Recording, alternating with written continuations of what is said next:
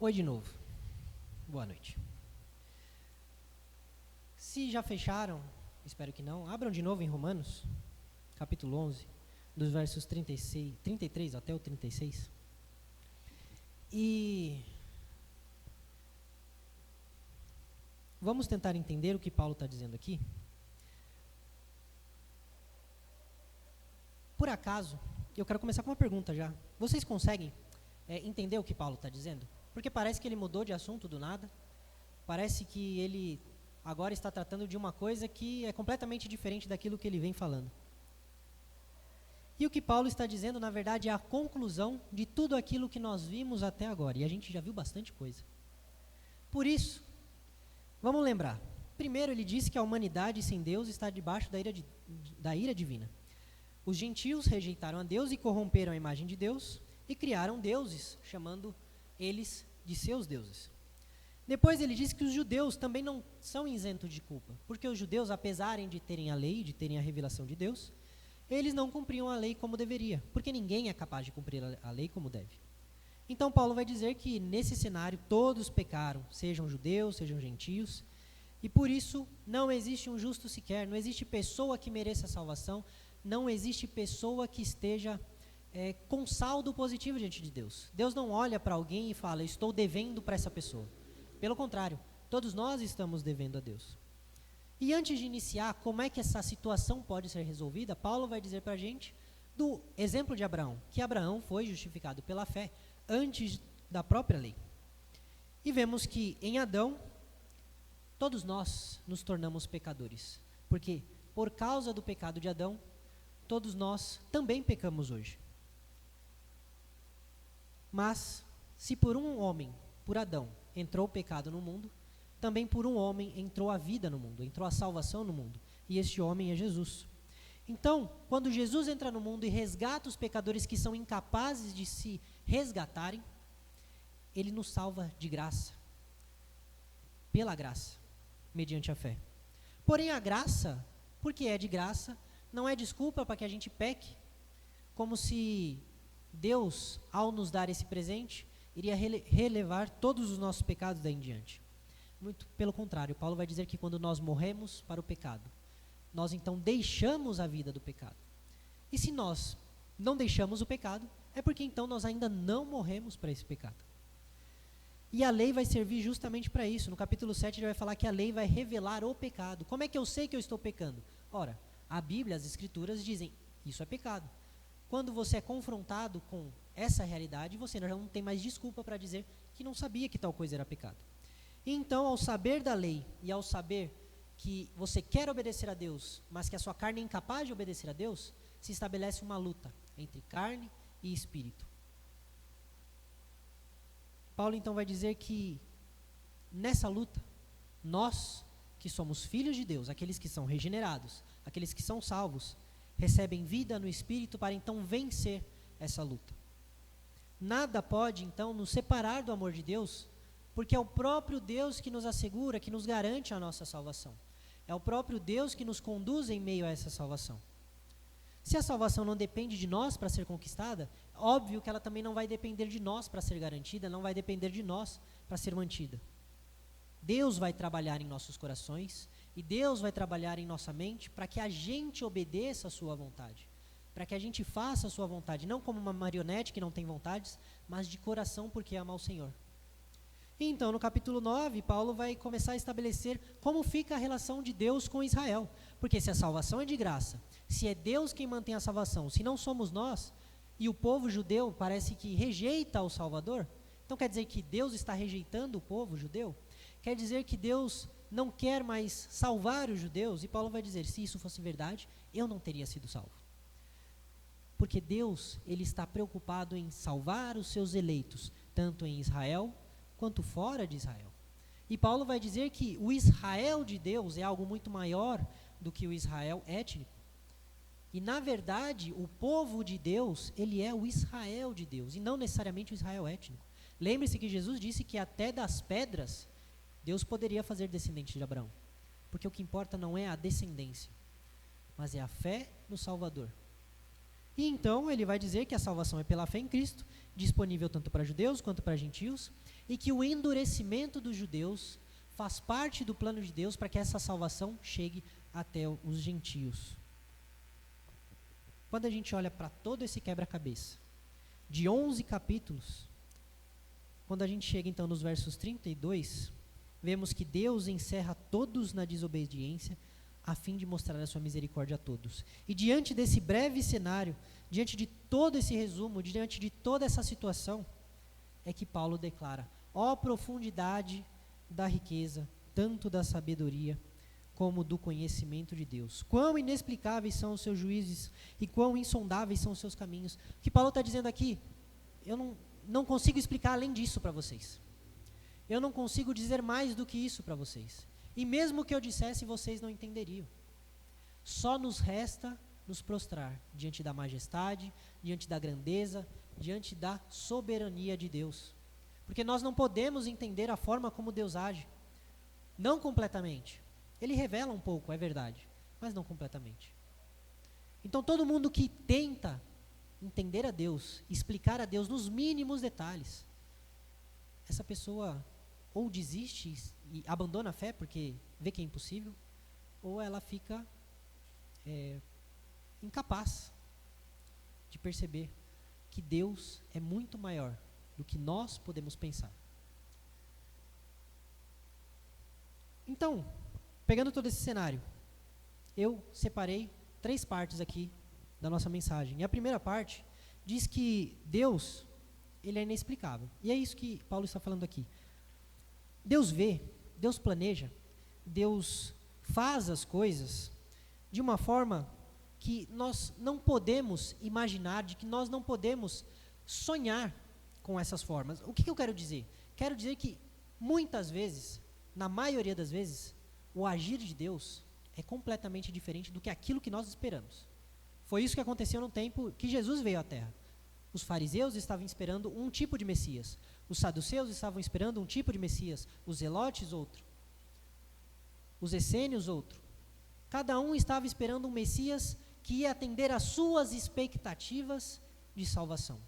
Cada um deles estava esperando um Salvador que ia atender às suas necessidades. E Jesus veio para fazer o quê? Realizar a vontade do Pai, e não a vontade daqueles que o esperavam.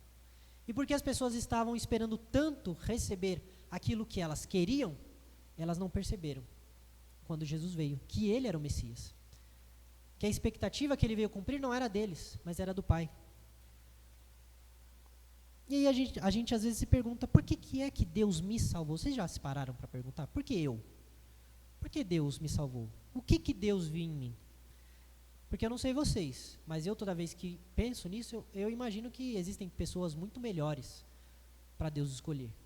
Existiram pessoas muito maiores, muito mais capazes, muito mais inteligentes, mais preparadas para Deus escolher. Mas Ele nos escolheu. Por quê? E é aí que Paulo diz, olha, os caminhos de Deus, eles são inexplicáveis. Você não vai entender. Deus, ele não cabe na nossa cabeça. Deus, ele não age de acordo com as nossas expectativas. Ele não vai fazer as coisas de uma forma que você possa enquadrá-lo, desenhar todos os aspectos do agir de Deus, explicar a Deus nos seus menores detalhes. É impossível fazer isso. A sabedoria e o conhecimento, que Paulo está falando aqui, estão justamente relacionados com o plano da salvação. Quem diria que um dia o Deus eterno, imortal, Criador de todas as coisas, enviaria o seu Filho, também eterno e imortal, Criador de todas as coisas, para morrer na mão das suas criaturas? Deus esse que poderia acabar com todos aqueles seus algozes com o sopro da sua boca. Com uma palavra ele poderia derrubar todos aqueles que estavam batendo nele. Mas ele não fez. Com um único gesto, Jesus poderia ter se livrado da cruz, mas ele não se livrou. Por isso que para os gregos o evangelho era loucura, e por isso que para o judeu o evangelho era escândalo. Onde já se viu isso? Um Deus todo-poderoso ser humilhado, ser rejeitado, ser morto como o pior dos criminosos, porque a cruz não é só uma pena de morte, ela era a maior humilhação da época. Era a pena para o pior tipo de criminoso, e para aquele criminoso que era o pior tipo de pessoa segundo o Império Romano, aquele que não era romano. Então as tentativas de entender e explicar de forma completa a misericórdia ou a justiça de Deus faz o homem se perder ou no completo legalismo ou no completo liberalismo. Nós, e aí eu vou chamar para o nosso contexto, nós presbiterianos, a gente se orgulha de guardar a sã doutrina, com razão, em estudar as Escrituras. E nós estudamos como poucos. Nós nos orgulhamos em conhecer os pequenos detalhes, cada vírgula, cada ponto do texto. E isso pode nos levar a esquecer que a nossa sabedoria tem limite, que o nosso conhecimento tem limite, que Deus não pode ser explicado por nós. O nosso conhecimento de Deus, ele sempre irá até certo ponto. E nós precisamos nos apegar não naquilo que Deus decidiu tornar obscuro sobre ele, sobre a salvação, sobre o que ele faz, sobre o que ele pensa, mas temos que nos apegar justamente ao que é claro e ao que é manifesto entre nós e para nós. E o que é claro e manifesto está registrado nas Sagradas Escrituras. E por causa disso, então, por causa desse orgulho, de conhecer as Escrituras, de achar que nós sabemos tudo, de achar que nós podemos explicar a Deus, que nós conhecemos cada detalhe e que nós somos os donos da razão, é que existem e que surgem as brigas, famosas brigas de internet, calvinista versus arminiano, os pedobatistas contra os credobatistas, os amilenistas contra os dispensacionalistas, os reformados contra os pentecostais. E todas essas discussões são sempre fruto de arrogância e de orgulho. Todas elas.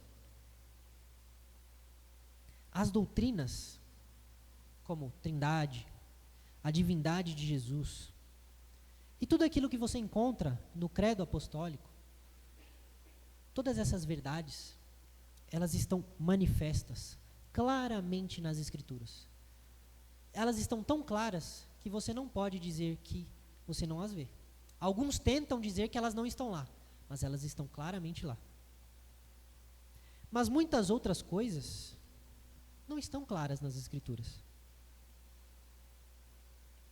E penso eu que é com propósito que elas não estão claras.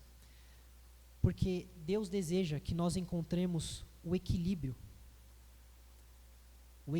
entre saber quem Ele é e confiar, ainda que nós não conheçamos tudo aquilo quanto Ele é, ou fará, ou pensa.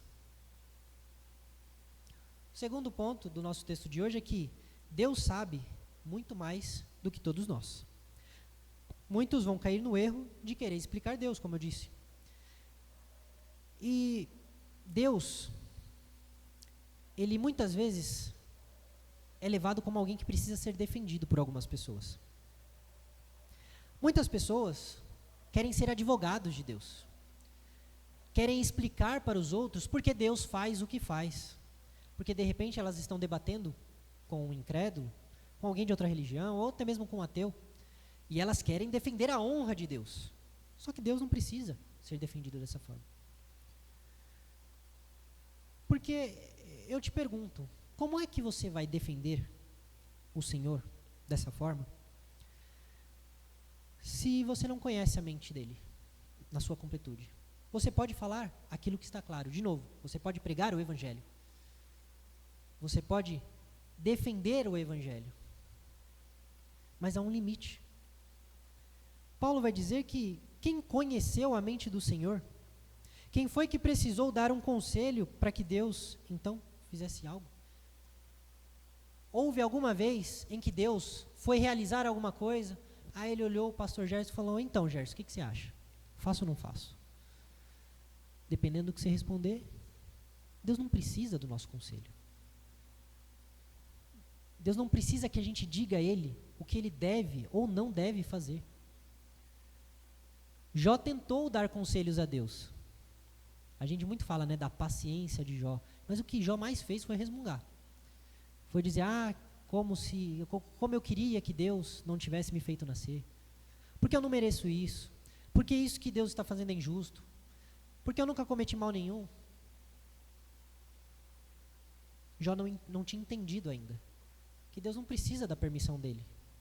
Deus não precisa da minha permissão, da sua permissão para fazer o que Ele quiser fazer. Ele não precisa que você entenda. Se você entender, ótimo.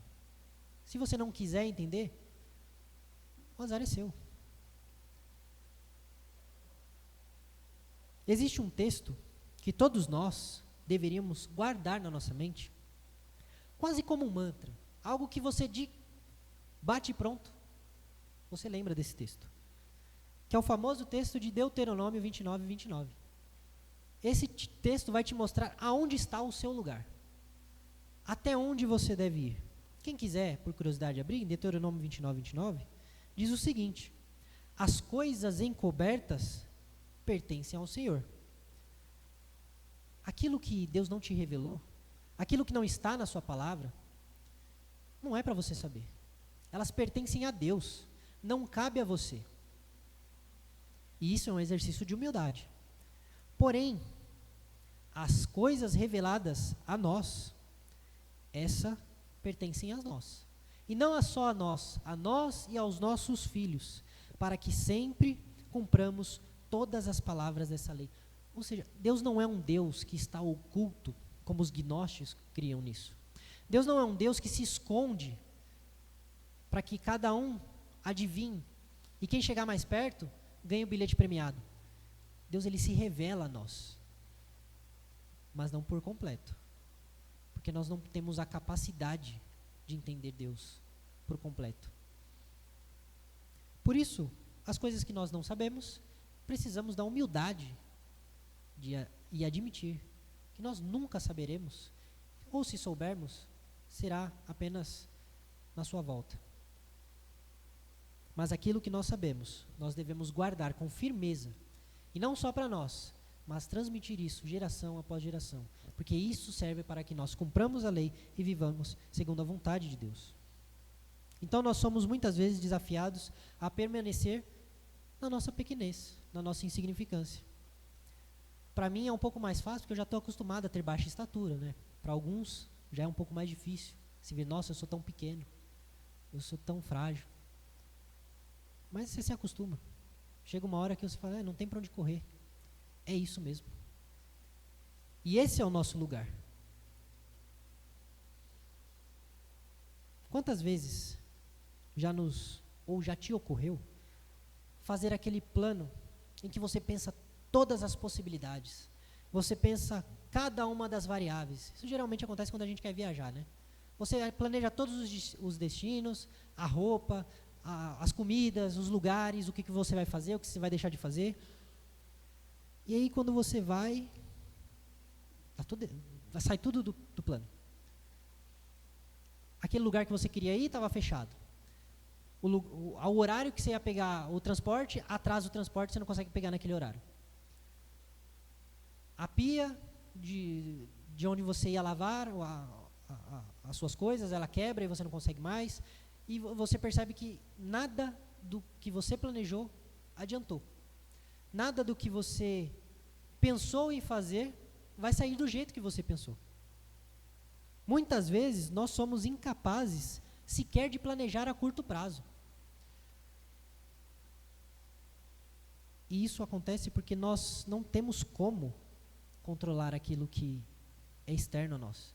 Você não tem como controlar as coisas ao seu redor. A única coisa que está no seu controle de fato é você. É a forma como você reage. É o que você diz. É o que você pensa. Às vezes nem o que você pensa.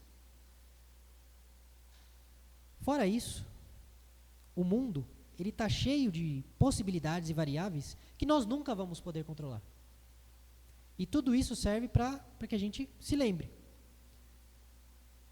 Nós não temos o poder de definir ou de escolher o que acontecerá, o que virá. Porque esse é o nosso tamanho. Mas quem é que tem o poder de fazer essas coisas? Deus. É Deus que manda acalmar a tempestade. É Deus que manda o sol nascer. É Deus que sustenta a terra no seu eixo para que ela não caia no vazio. É Deus que sustenta todas as coisas. E aí, por que será que nós somos muitas vezes, as pessoas que dizem para Deus, Deus, é para fazer assim, é para fazer desse jeito, tem que ser assim, se não for assim eu não quero, se não for assim não serve, porque eu sei o que eu estou falando, Senhor. E nós já vimos Paulo dizer, quem é você, homem, para discutir com Deus? Paulo fala isso no contexto de salvação, mas nós podemos aplicar isso em todas as áreas. Quem somos nós para discutir com Deus? Para dizer o que Deus deve ou não fazer? Porque você acha que sabe mais sobre qualquer coisa do que Deus? Sabe aquela faculdade que você fez? Aquele pós-doutorado, aquele curso? Deus sabe mais do que você, que é especialista na sua área. Não importa o assunto, Ele sabe mais. Mas, João vai dizer para a gente que o Consolador, o Espírito Santo, que o Pai enviará em meu nome, esse ensinará a vocês todas as coisas e fará com que se lembrem de tudo o que eu lhes disse. O que é que Jesus está dizendo aqui? O que você precisa saber, sou eu que vou te ensinar. É Deus quem vai nos ensinar. E como é que Deus nos ensina? Parece até repetitivo, né? Pelas Escrituras. Deus nos ensina através da sua palavra o que nós devemos fazer, quem nós devemos ser, o que nós devemos pensar, como nós devemos agir, o que nós devemos falar. Deus ensina todas essas coisas na sua palavra. Está lá. A gente só precisa aprender. Todos nós precisamos aprender de Deus, e não Deus aprender com a gente. Nós não sabemos o suficiente, porque nós não temos todo o conhecimento do mundo. E por último, o terceiro ponto, é que Deus não está nas suas mãos. Paulo termina perguntando, quem foi que deu a Deus algo para que então ele devesse, ou para que então ele restituísse essa pessoa? O que foi que você deu a Deus que o obrigaria a te devolver esse favor? Orações, jejuns, caridade, comunhão na igreja, dízimo. Será que alguma dessas coisas que você faz ou fez, será que por causa disso Deus então lhe deve alguma coisa? Lá em Jó, nós vamos ter o texto que serviu de fonte para que Paulo escrevesse isso.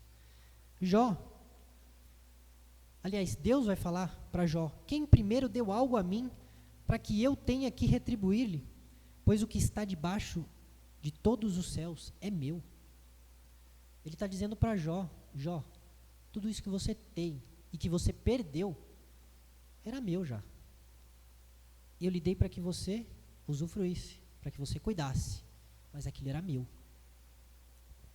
Tudo isso que você tem hoje, de tão precioso, não é seu. Está hoje nas suas mãos para que você cuide, mas pertence ao Senhor. E muitas vezes, o Senhor nos toma aquilo que Ele nos deu. O Senhor dá e o Senhor toma. Mas em todos os casos, bendito é o nome do Senhor. Porque tudo pertence a Ele, e Ele não nos deve nada.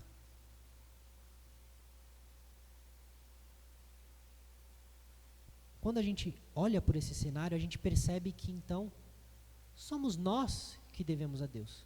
Porque se tudo que eu tenho foi Deus que deu, eu estou em débito com Deus. Pense nos seus pais. É o exemplo mais próximo de todos nós. Desde que você nasceu, você teve um teto, você teve comida, você teve roupas, você teve um ensino. Diversas outras coisas os seus pais te deram. Porque você mereceu? Não, porque você precisa disso. E eles lhe deram de bom grado. Dessa forma, os seus pais são devedores a vocês? É lógico que não. Com Deus, muito menos. Deus lhe dá todas as coisas, na saúde e na doença. na alegria e na tristeza, Deus lhe dá todas as coisas. Por isso você e eu, todos nós, devemos tudo o que nós temos a Deus. Somos nós que passamos uma vida inteira sendo agraciados pela salvação sem mérito algum, pela bondade de Deus sem mérito algum. Jó estava confuso, perguntando a Deus por que e como ele perdeu tudo. E a moral da história, no livro de Jó, uma delas, é que tudo pertence a Deus. E o que nos resta é entregar a nossa confiança na condução de Deus das nossas vidas. É isso que nos resta. E eu falei 3 pontos, mas são 4. Fugi um pouco do plano, pastor. Acho que é o último. O quarto, tudo, absolutamente tudo, é sobre Ele. Paulo vai dizer, porque dele, por Ele e para Ele são todas as coisas. Toda a inexplicável ação de Deus que vendo desde o capítulo 9, desde o capítulo 1 de Romanos, é explicado nesse curto verso. Tudo é por Ele, para Ele, porque tudo pertence a Ele. A razão de tudo ser como é, a razão de você não merecer ser salvo e ainda assim ser salvo, a razão do povo judeu ter se endurecido para que os gentios fossem acrescentados ao povo de Deus, a razão de Cristo ter morrido, é porque para que tudo se convirja, se converta e se volte para Cristo. Cristo é a razão de todas as coisas. E o final desse hino que Paulo está cantando aqui, encerra com perfeição toda a argumentação que ele vem desenvolvendo nessa carta, sobre o plano de Deus para a salvação das pessoas. Toda a história da redenção, a razão da nossa existência, é a glória de Deus. E de novo, eu sou repetitivo porque é na repetição que a gente aprende.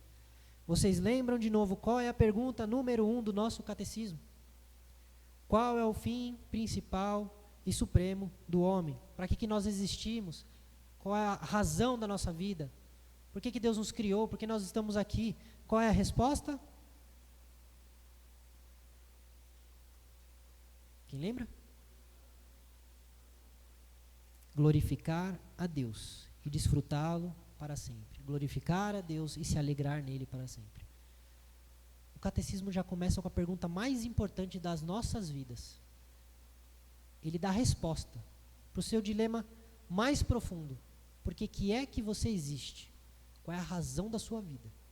É glorificar a Deus e desfrutar dele para sempre. Não é desfrutar do que ele te dá, não é desfrutar de privilégios que ele te deu, não é desfrutar do fato de você ter sido escolhido, não, é desfrutar de Deus, da pessoa de Deus, da presença de Deus. Porque Deus é a nossa suficiência, nele nós estamos completos, nele encontramos a razão de todas as coisas, inclusive da nossa vida.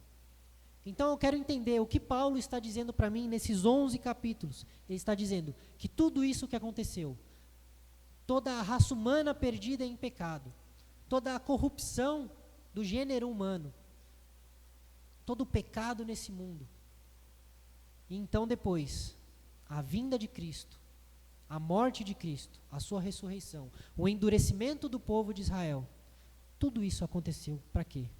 Para que Deus fosse glorificado e para que o seu povo tivesse o prazer nele. É para isso que todas as coisas existem, é para isso que tudo aconteceu. Por último, vamos pensar em algumas aplicações para que a gente leve para casa.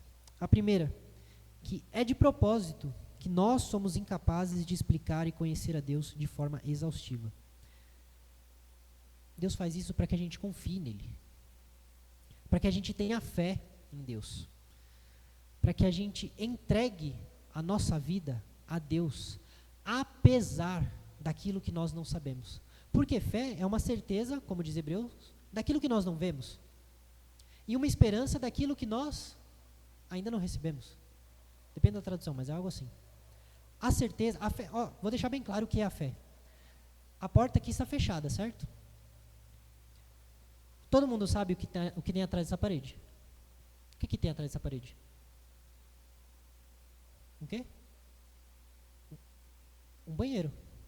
Mas como é que você sabe que tem um banheiro aqui atrás se você não está vendo? Você sabe que tem um banheiro aqui atrás. E você sabe que na hora que você abrir aquela porta e você entrar sair ali fora, você vai encontrar o banheiro. A fé é exatamente assim. Eu não vejo a Deus ainda. Não face a face. Eu ainda não vejo a glória celeste. Eu ainda não vejo a ressurreição. Eu não vejo aquilo que eu ainda hei de ser, aquilo que Deus irá nos tornar. Mas eu creio. Porque eu sei, é certeza, eu sei que isso irá acontecer. E é de propósito que nós não sabemos explicar as coisas. Porque Deus quer que nós tenhamos fé.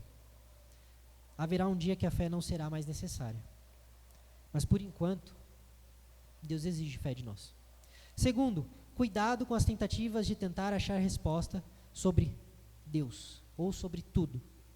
Deus ele pode ser entendido até certo ponto. Deus pode ser explicado até certo ponto. Chega um certo ponto que a gente precisa abaixar nossa cabeça, dizer sim, Senhor, eu não entendo, eu não compreendo, eu não posso ir além daqui, mas eu confio no Senhor, eu acredito no Senhor. Eu sei que o Senhor não irá me fazer mal. E o mal que sobrevier a mim será para o meu bem. E isso é fácil quando a gente está bem. Mas isso exige fé. Isso exige fé e confiança. Terceiro, se apegue ao que é claro sobre Deus. Deixe aquilo que é incerto, deixa isso para os debates de internet. Se apegue ao que Deus te revelou. Se apegue ao Deus Santo que você conhece nas Escrituras. Se apegue ao Cristo ressurreto que foi revelado nas Escrituras. Quarto, Deus sabe muito melhor do que nós como conduzir cada uma das nossas vidas. Não se desespere, não. Não tenta arrancar os cabelos, para quem ainda tem, da cabeça, sem saber o que você vai fazer. Calma, Deus está no controle. Deus não te abandonou, não. Deus não foi tirar um cochilo. Deus está lá, soberano, conduzindo todas as coisas para a honra e glória do seu nome e para o seu bem. Se você de fato ama a Deus, todas as coisas estão sendo conduzidas para o seu bem. Quinto, tudo o que você tem de bom veio de Deus. Por isso, você, eu, todos nós devemos a Deus infinitamente. A nossa dívida é impagável com Deus. Nós jamais seremos capazes de pagar tudo o que nós devemos a Deus. Somos nós que devemos, não Ele.